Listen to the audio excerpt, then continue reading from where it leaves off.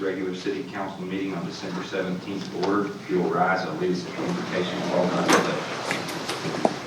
Heavenly Father, thank you for this day you've given us. Thank you for the many blessings you give this city and give all of us.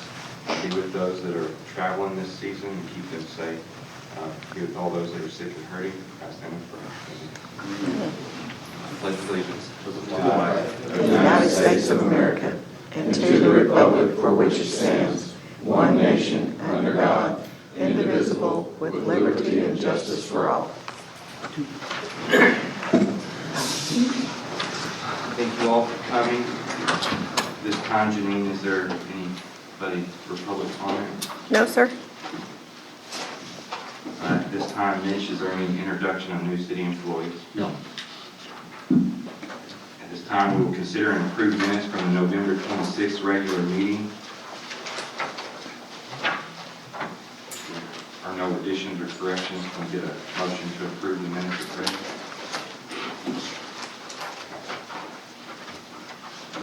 I'll make a motion to approve the minutes read. One second. Motion's been made by Kenny, seconded by Buddy. All in favor, say aye. Aye. All opposed? Has been away. I'm sorry, Ben. All in favor, say aye. Aye. All opposed? The motion is carried. Next, we will consider and approve monthly departmental reports. If you have a question, please identify the page. I don't have a question pertaining to the reports per se. I've dropped a letter to you all requesting that, and I've discussed this in the past, that the monthly reports that we get are very stale. Typically, they come at the end of the month, during our meetings, for the previous month. So anything that we read in our reports for the departments, if something's been off or something's wrong, we don't get any information about it until that meeting time. So I've asked in the past to see if there's any way to improve that timeliness of those reports. The only way I can think to do that is to make our city council meetings a little earlier in the month. But I've been given excuses or reasons why that can't happen because of certain things, maybe because it's more difficult to pull the reports together, or whatever it is. Well, this month is an example of a month that it actually happens at a better time because we have the holidays next week. We actually had an earlier meeting, but all the reports were able to come in pretty quickly. I mean, we got them on the 12th, no, it was the 13th, I'm sorry. Which would be 12 days before our regularly scheduled meeting. So the other part is that we get our reports on Friday. This whole packet comes in on Friday. And we're expected to look at it and read through it and get all our information within 4 days. And it would be very, very nice and beneficial to have it about a week beforehand so we can have plenty of time to look through it. If there's anything that might be out of the ordinary, we can ask questions about it. We can go to the different department heads and find out really what's going on.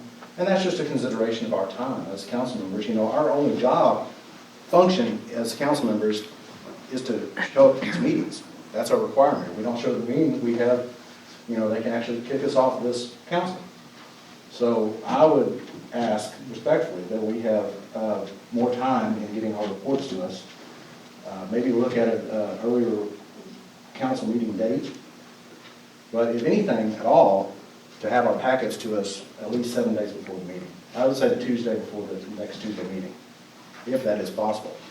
I know it's possible because this actually happened. We've got a 12 days before our regular scheduled meeting, which would be next week, except for the Christmas holidays. So that is what I would like to request of the council member who's been on here many years. And I've seen that sometimes during Thanksgiving stuff, we have a meeting right, say the week after Thanksgiving, and that weekend's very busy. And there's been times where, hey, I get to look at it Monday, Monday morning, Monday afternoon. Maybe the day's busy because it's a Monday, so I can't look at it till Monday night. Well, then, just one of those things. I would surely would appreciate that, though.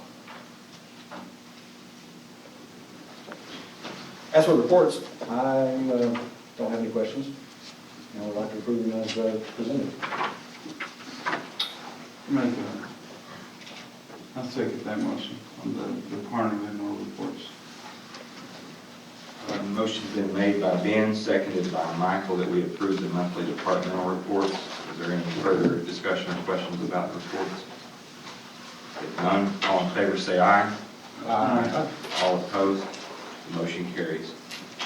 Next, we will consider and approve the land lease for dry land use, all of the west half of the Ward 13, Loop 663, State Capital Lands in Land County, Texas, and being the same property conveyed to Hugo Kinkler by Lillian C. Kundenboom at Deer and recorded in volume 295, page 749, deeds of records in Land County. Mitch? I'm glad you pronounced that. Can't believe it's already been a year, but, you know, this is the lease for that smaller of the two tracks, but 98 acres. And, really no change in it.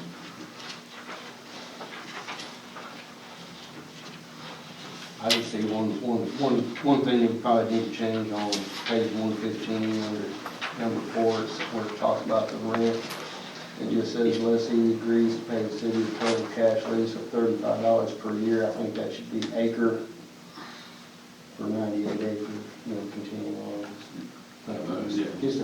Just $35 per year for 90 acres. Okay. Yeah, we'll make sure we'll correct that. Per acre per year.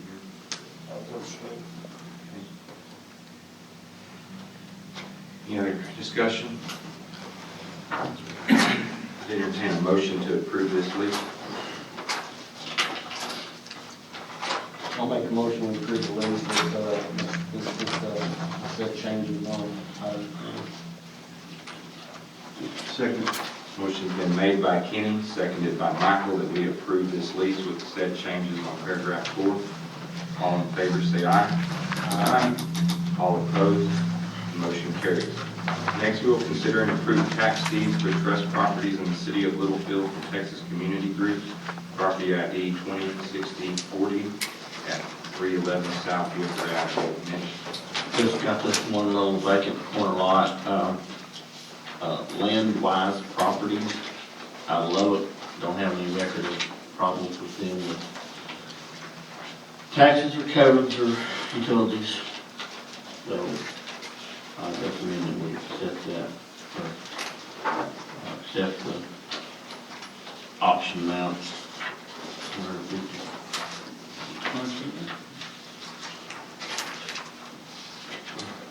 We get a motion to approve this tax deed.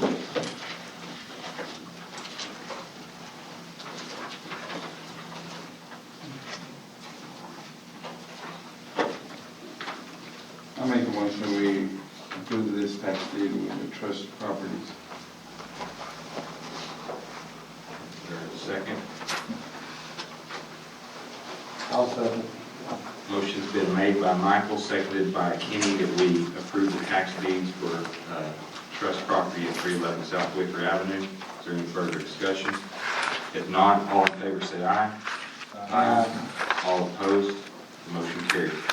Next, we will consider and approve participation in Park Hill Smith and Cooper's 2020 Group Seal Coat Program. Mitch? Yes, we got a letter from Park Hill, and they're planning on doing another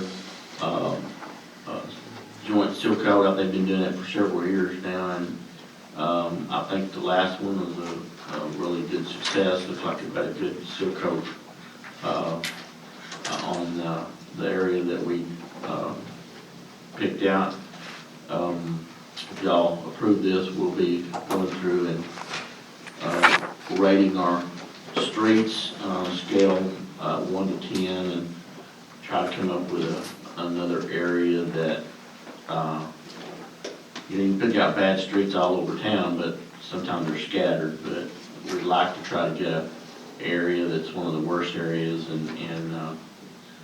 but still try to keep it grouped pretty tightly, because that you get more bang for your buck if you are not jumping all over town with your seal coat project. But put a map in there showing what we did last year, which was, you know, a significant amount, but in the future years, I'd like to see us spend some more money on seal coat, but $100,000 is good, you know. I mean, that does cover some area, and we'll be don't approve this, we'll be coming back to you later with approval of the aerial to do the seal coating.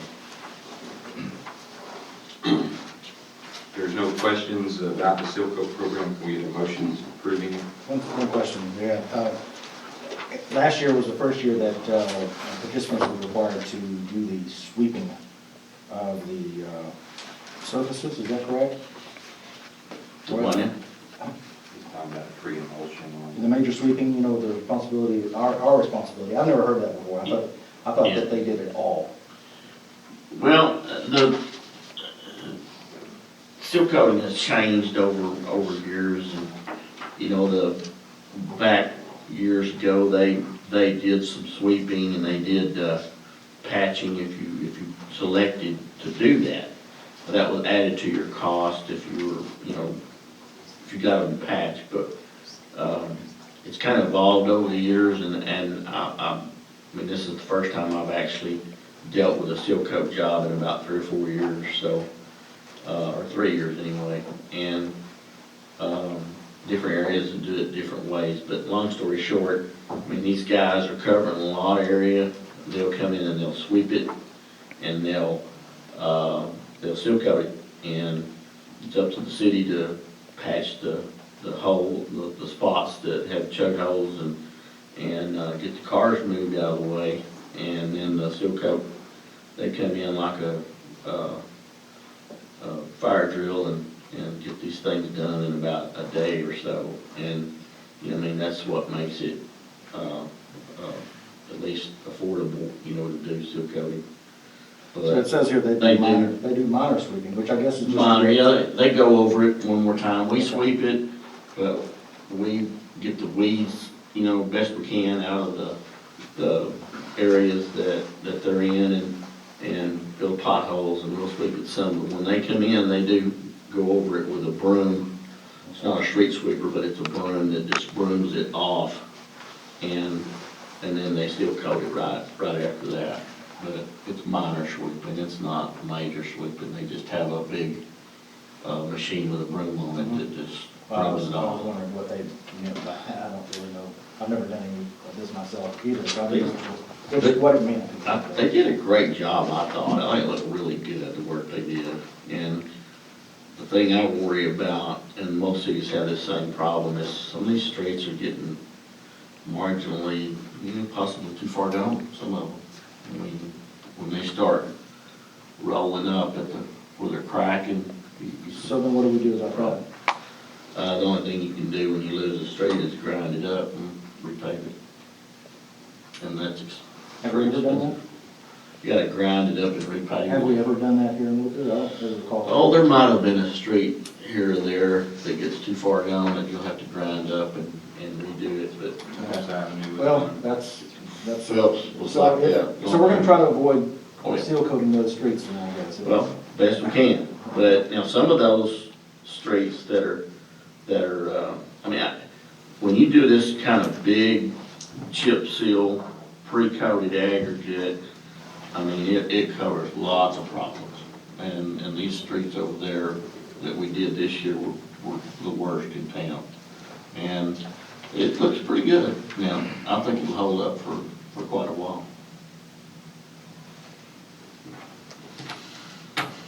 Okay. And we still haven't come up with, I mean, we're still coding, but we were at one time, once again, we had a plan to seal coat the whole city in 5 years.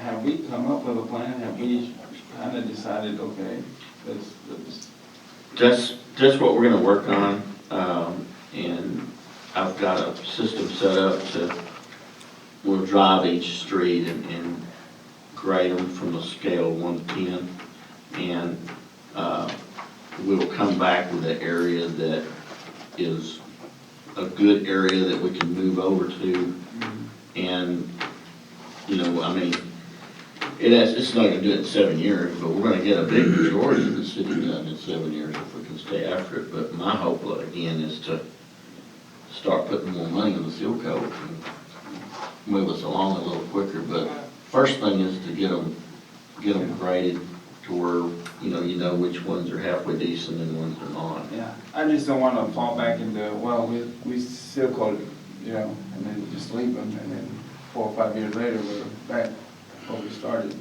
We come up with a plan and try to do a 5-year plan or 7-year plan or whatever, and after the 7th year, you're back where you started the first time. I mean, just a continuous deal, I think would be good. Oh, yeah, If we that's the goal. yeah, if we could. Hopefully, you can start resealing your streets before they need it. Yeah. You know, I mean, that's the goal, is to keep it continuous, and, you know, I mean, that's what we're working toward. And over the last several years, Michael, if you remember, we finally dedicated some money to get started on the worst streets, and then the plan was that when the prison's paid off in a couple of years, that then we can go in and do some massive projects to try to get caught up on some of those streets, and then get, like you say, on a 5 or 7 year replacement plan.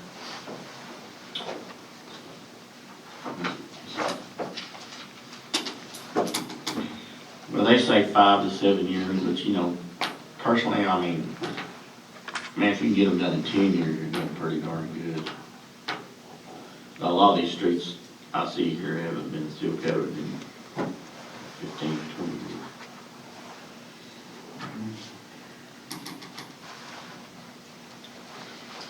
Is there any way that we could go ahead, it says that the report is supposed to be done by February 28th. Is there any way that between now and the next city council meeting that we could have a report of the roads you want to put into this seal coat project? Oh, yeah, we can hurry up with that, but we need the deadline to sign on with Park Hill is now. Okay. This just allocates the money that we had budgeted back in the summer to get in for seal coat, to do the seal coat program. And they'll work on this math. They have to advertise early to get the best price with the contractor.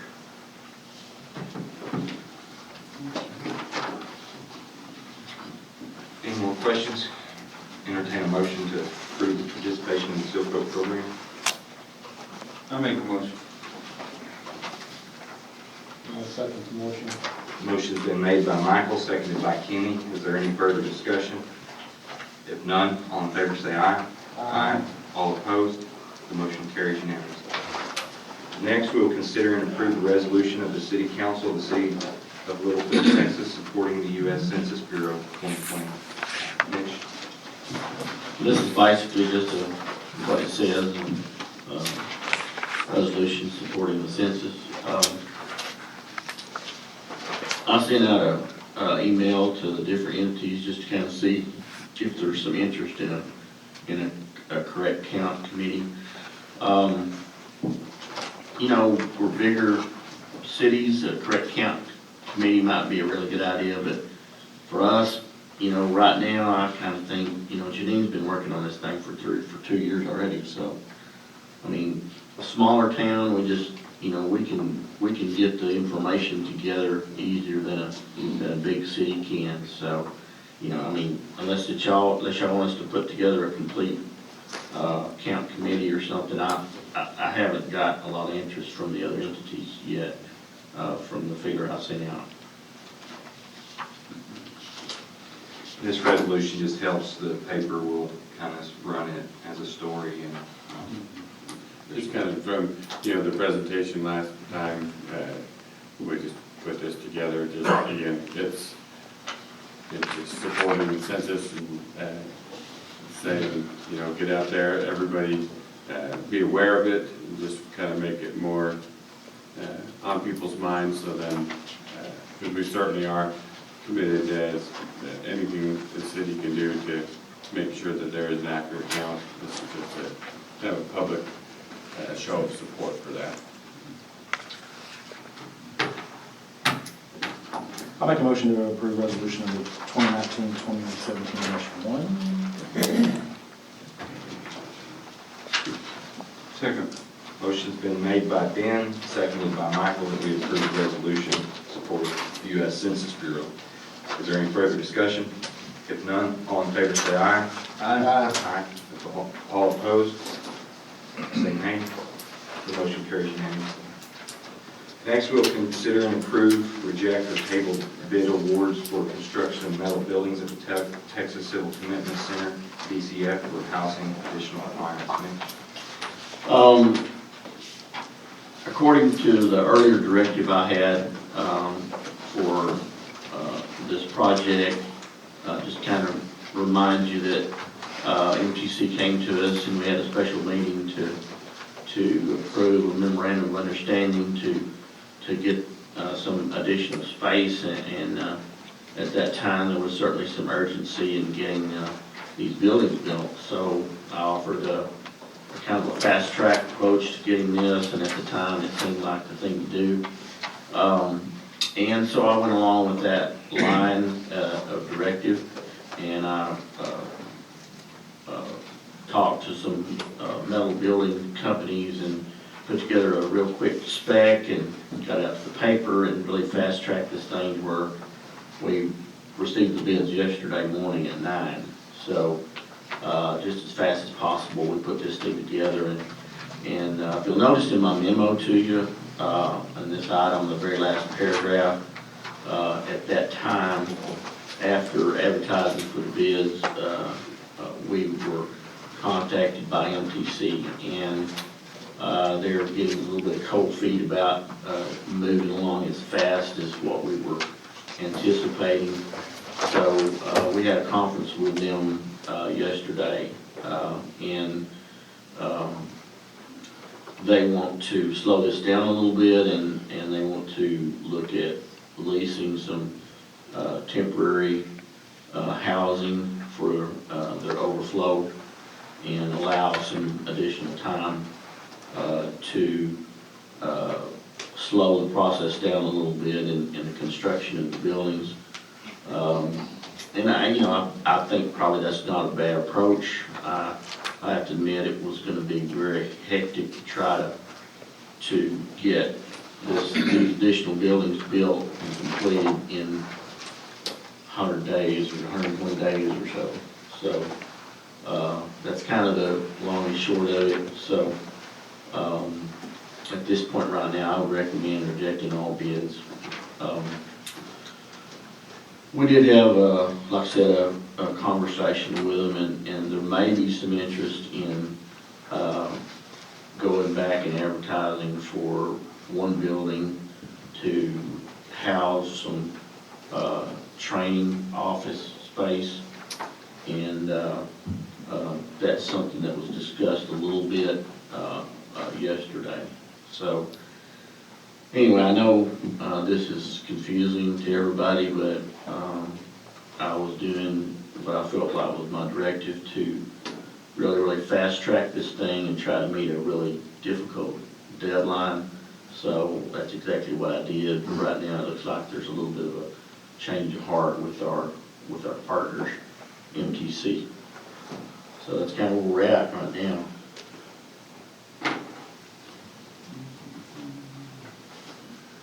So we need to reject these bids, because if we go back, we'll rebid just a smaller building for now with the classroom space. Is that?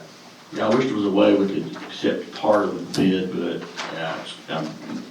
there's no way. I checked also with legal, and they reassured me that there's no way we could accept a bid and reduce it by that much. You can only reduce it by about 20%, and this would certainly exceed that if we only accepted one of the buildings.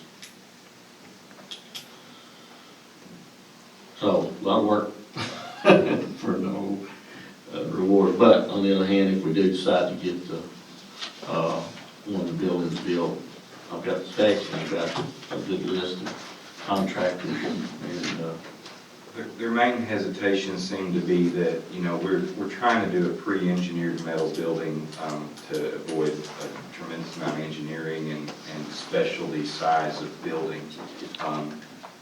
And their architects is having trouble saying, okay, I'm gonna go and design this facility within this box in a time, and then get back and make sure that it works for the building guys and everything. So what they're wanting to do is slow down, and the architect have a little more time to get all this designed. With that, though, it makes better sense. We'll have more time to kind of get better numbers. And then in the meantime, possibly get started on the additional classroom space that they're needing. So how's that gonna affect their timeline of, what was it? Yeah, they're gonna have, by March or April, they're gonna be busted at the seams, so their plan is to lease some portable buildings. And that's a pretty quick turnaround, to lease a portable building. For Looking at a them. lot, maybe. They are gonna do the leasing, or? That's the That's, plan. There is, we've committed to make capital improvements out there that, like we had said last time, that we know we can pay for during this base lease with them. They knew what the facility was when they leased it and the capacity of it, and, if they're talking about, if you purchase these and they'll buy them back after a year, they're like oil field housing deals, and it's to house about 27 of the tier 4 clientele, the highest level out there. And, but it's around $250,000, so that's $10,000 per person that we're housing it. It doesn't make sense for us to invest that kind of money on a temporary structure. And so that would be their responsibility. We've talked to them and been talking about the capital improvement, of long-term buildings. So they'll have to figure it out. We'll still work forward with, work with them on how they want to proceed forward with building a reasonable structure out there that's meant to be long-term. So basically, they're willing to kind of foot the bill for a temporary thing while we all get together and make a good final description for a permanent building or whatever kind of. I can't say for sure that they're willing, but I don't think we would be willing to. Yeah. Well, I don't think that we, because we've already discussed this. Yeah. It doesn't make sense to go spend that kind of money for a short amount, and it doesn't house that many people in return. It would just be not good for us. Yeah, I agree with the mayor. I think we need to draw a line at our expenditures where they need to be capital expenditures, not. Operational expenditures. Yes. We maybe if they put them, they pay for them, and, they don't have to pay us rent on those 27 people because we don't own the building that they're being housed in or something like that. It's something we can do reasonable to work with them, but, to say, hey, y'all go invest this amount of money for this temporary thing to get us through 12 months and then go spend another larger amount of money to go get a permanent solution, that doesn't make sense. Yeah, I agree with that. I guess at this time we need to, but having these bids gives us a good baseline, because these are the size of buildings they talked about and had kind of drawn out roughly with their administrators and stuff. That wasn't architect designs, but, this gives us good information as this moves forward to come back and say, if they say, well, this building's going to be $4 million, well, no, we had a bid to build it for $250,000, so, tell us how that got blown up so much. And so it wasn't a total waste, and it's just, like Mitch said, they're trying to move fast and make it reasonable, but I think in the end, this is going to be more comfortable for us. So I guess at this time, we just need to reject all these bids. Yeah. Entertain a motion to reject these bids. Make a motion, we reject all bids. Buildings that were met by the UTC. I'll second. Motion's been made by Michael, seconded by Ben. Is there any further discussion? If none, all in favor say aye. All opposed? The motion carries unanimously. Next, we'll consider and approve a resolution of the Littlefield City Council authorizing the filing of a grant application for the USDA Texas Community Facilities Direct Loan and Grant Program for a first responder's vehicle and an audit pulse, and authorizing the mayor to act on behalf of the city of Littlefield in all matters related to the application, and pledging that if the grant is received, the city of Littlefield will comply with the grant requirements and commit funding for its purchase. Mitch? Monica, like the rest of our directors, are always hustling for grants to to buy needed equipment instead of coming out of the taxpayers' pockets. And anyway, this looks like a really good application for a first responder vehicle. Monica, do you want to add anything to that? Yes, sir. We are looking at adding, actually replacing a first responder unit. We've got a 2005 first responder unit that has about 90,000 miles on it that we're using actually for crew management, that we've had to integrate into our fleet because of DEA a few years back changed the rules where we can't take an ambulance home with us. So it cost us to add that one. What we're wanting to do is take our newer first responder, which is a 2013 with about 3,000 miles on it, move it down into that 2005 model place and replace the 2005 with a new one.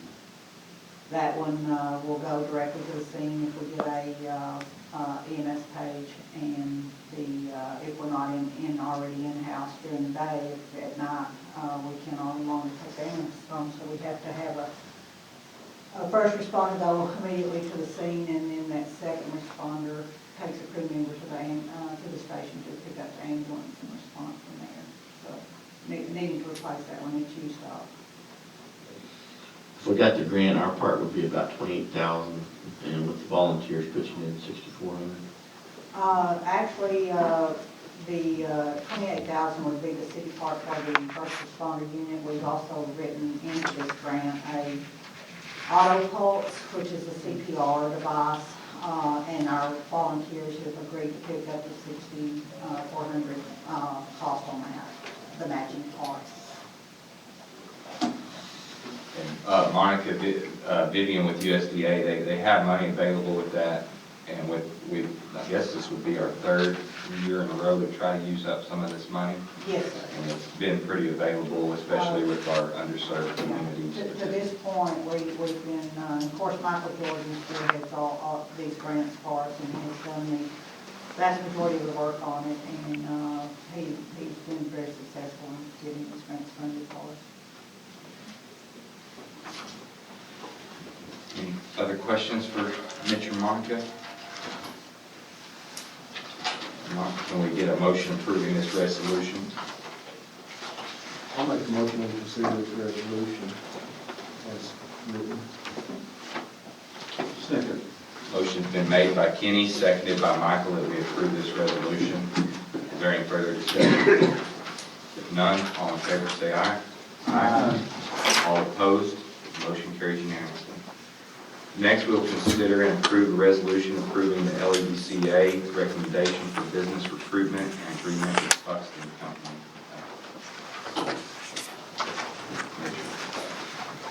Justin's going to talk a little bit about this. All right, good evening, gentlemen, ladies, mayor, council members.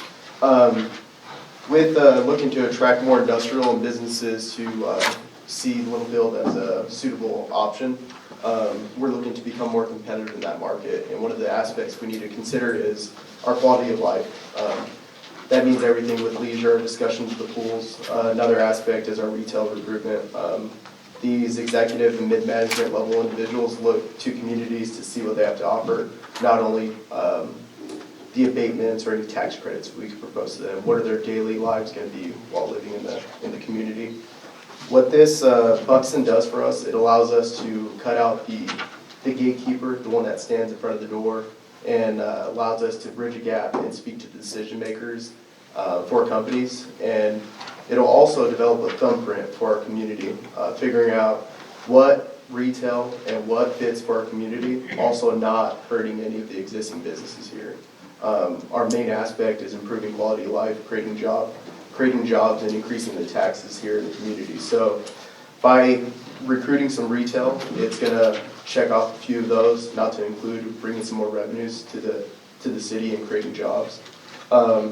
This business has been around since 1994. They're pretty much the leading edge in regards to this data analytics. They have some competitors, but this is the company that you want to go with when trying to make these decisions. Within the first 60 to 90 days, they're going to create that profile and give us a list of about 20 retailers that will fit our community. They'll send out a letter to those if we deem them, yes, we want to speak to these people. They'll send out the letters, hey, you're gonna be very profitable in this community, as opposed to us going to them, you should really consider it. We have a biased opinion. They're gonna be our unbiased opinion. They're gonna be our speakers for us. And we'll be able to help our existing businesses as well, whether it be maximizing on some of the leakage. We've got a lot of commuters that commute on the 84. We have about 8,500 a day that come through here. When they're looking at their phones, they'll be able to get some advertising through there. So it's gonna highlight our community as well, what's already here. If y'all have any specific questions in regards to this company, I'd be happy to answer any. Justin, just to back up, your board has approved this expedited insurance, you're just coming to us to sign off on it. Absolutely. We met December 2nd and discussed this being a viable option for us to enter into. They all have agreed to enter into this deal with Buxton. We're just coming to the city council to inform and get their approval as well. Justin, I just visited with you a little bit earlier today about this. Can you tell us any of the towns around here that's utilizing their services or anything of that nature, and how it's affected them? Absolutely. So I look to our neighbors. Our nearest neighbor is the city of Brownfield. Their industrial corporation has entered into agreement with them. They just entered it this Monday, so they're experiencing the same kind of turnaround as we have. They have nothing but great things to say with what their relationship has been from the start to where they're at right now. They look to utilize it in the same way we are doing. So they're having positive relationships thus far. In regards to the return on investment, they're still figuring out that endeavor. It's going to take some time to go to the trade shows and make those conversations going. I've spoke to Edinburgh. They're not so close, and they're a little bit of a population, and they're in their second phase. They've figured out their thumbprint, and they've had a couple successes already with bringing some businesses in. They're just developing appropriate buildings for those businesses. They didn't describe what businesses they were because they're keeping that under wraps. But they did have success with them, being a couple phases ahead of us. My observation of this, and I hate to say this maybe in a public session, but it seems like if we hire Buxton to do this job, your job doesn't matter anymore. It seems like they're doing your job. That's Isn't that what it is? That's a good observation. My development director is to go out and find new businesses to come to Littlefield, and that's what it sounds like Buxton is there for. So what this will help us do, they're focusing on the retail. Our focus is industrial. So they're going to help us bridge those gaps to be more competitive to some of the endeavors that I'm chasing. So they're an extension of what we have. It's really hard to get to the table with these site selectors, getting those conversations started. So it's going to help us with that. And while it does have that there's a 3-year agreement, we're entering into an agreement for 1 year. And with that, we can evaluate if we want to continue with that. So it's going to help the other side of economic development that goes on in the community that usually takes a whole nother person and staff. So this is just going to provide us more resources to be successful. Justin, through several of those meetings, Buxton started as a company that was a site selecting company, and Chick-fil-A or dealers or whoever would hire them to go do demographics for a potential site and give their report. They transitioned into also working with cities and counties and municipal and different government organizations to, they do a lot of analytical research. Like we may say, we want a Chick-fil-A here, and they study, cell phones, credit cards, demographics, all kinds of analytics they do that says, the Chick-fil-A is not a fit for this, one, because their franchise requirements and all of this, but here are some options, at churches or at Popeyes or something that fits. They give you a realistic look and the stats to back it up so that you, as economic development director, instead of just going to Church's Chicken and saying, hey, we'd really like to have you here, you then have all the points that Church's Chicken looks at for their business with their demographics in a report that you can go to them and say, we're really interested in having you. here's why we think you're a fit here, was I correct in? Yes, that's correct. So just as the mayor stating, it's just going to help those communications. There are things that, I could be crunching numbers in the office, but realistically, a success would be in front of these decision makers, discussing how we're going to make this relationship work here in the community. So I can invest my time in all analytical work and speak to a few people a year. This is just going to allow us to go and have more conversations about recruiting businesses here. With legitimate. With viable data, unbiased. So we collect data currently with traffic data. One of the conversations is about, okay, well, thank you for telling us that, but where is the additional data? We go to TxDOT. Their TxDOT is always constantly updating. What I have available is 2017. Well, they want to see what's going on today. They're going to spend time, and they're going to evaluate the data tracking system. So here's your report, here's the unbiased data verification system, so. Why do you not have access to the latest data? So TxDOT, they provide it based on an annual, and they generate your day-to-day basis. For me to go out and get it, I'd have to be sitting out there and collecting data myself, whether it be with a ticker or getting hotspots, so it's really fluctuates with the The current. data they get is amazing. They actually get information from your cell phone and your travels, and that's the depth of information. It's huge amount of data they collect, and they can give you to take to these businesses. They do not, this company does not recruit businesses. They Right. just hand data out so that if Justin, say, calls Pier 1 Imports or whoever, and hands them this report from Buxton, and that company says, oh, so you have that data already, and they can see how successful they've been. One of the interesting things about that, you didn't really talk about that, was the fact that that data that they have can also help our existing businesses in their marketing capacity. Because they do have, a few businesses here in town that do export, and they also have customers that come from different areas, with a niche type thing. And this data can help them to know where to target to bring in those customers. So that's kind of a appealing thing to our existing businesses. And to piggyback more on that cell phone data. So usually we'll have access to our census data. We'll look at shape files and census tracts. And that's a big bubble. With this data, in that cell phone data, they're actually getting a household data. So what is this household? And they don't identify them, they identify as consumers. Are they into purchasing fast food 3 times a week, or are they purchasing fast food every single night? So they're gonna have a household data with that cell phone information. And they get it through Experian. It's a credit card check-in, and FICO scores, they rate that, so that's where their data comes from. All right, have you been working with a particular contact there at Buxton, or is it, Yes, our contact is Rob Miller currently. has he been out to Littlefield at all, or is he? Yes. So he visited with the LEC board, gave them a presentation. He just was unable to make it this evening.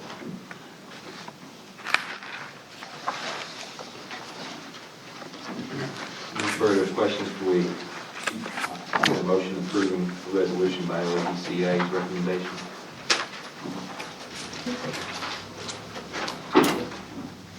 I'll make the motion to approve the resolution approving the LECA recommendation for business recruitment and business. Motion's been made by Kenny, seconded by Michael. Is there any further discussion? If none, all in favor say aye. Aye. All opposed? The motion carries unanimously. Thank you. We are adjourned.